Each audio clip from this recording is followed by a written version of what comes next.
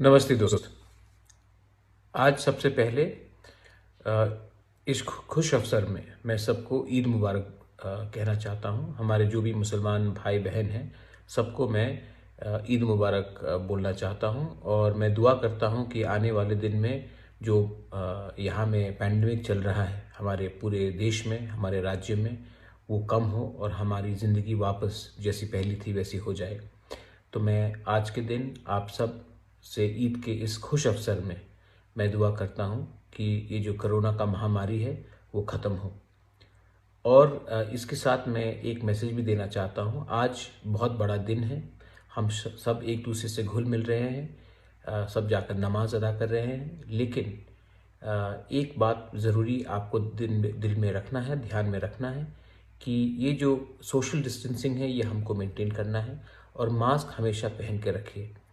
किसी को एक मौका नहीं मिलना चाहिए कि किसी भी धर्म को देखकर कोई बोले कि कोरोना इनके लिए स्प्रेड हुआ है, तो हम इनको मौका भी नहीं देना चाहते हैं। मैं सबको कहना चाहता हूँ आप ईद अच्छी तरीके से मनाइए, सोशल डिस्टेंसिंग रखिए और भीड़ भाड़ मत कीजिए, मास्क पहन कर रखिए। इस महामारी में हम सबको एक संग होकर, इस देश को एक संग होकर, हर धर्म को एक संग होकर आगे बढ़ना है। आखिर में मीडिया में एक रिपोर्ट आया था कि राजमाता को कोरोना हुआ है।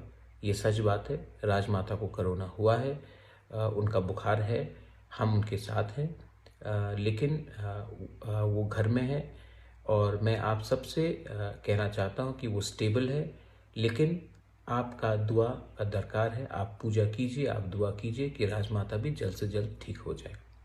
आखिर में सबको मैं एक ही बात कहना चाहता हूँ, अगर देश को आगे बढ़ना है तो हमको धर्म से आगे हमको एक उन्नति को देखना है और उसके लिए हम सबको एक ही बात कहना चाहते हैं, आज के दिन हम सब एक हैं। ईद मुबारक टू ऑल। बेलाइनो हम बाय, धन्यवाद, थैंक यू।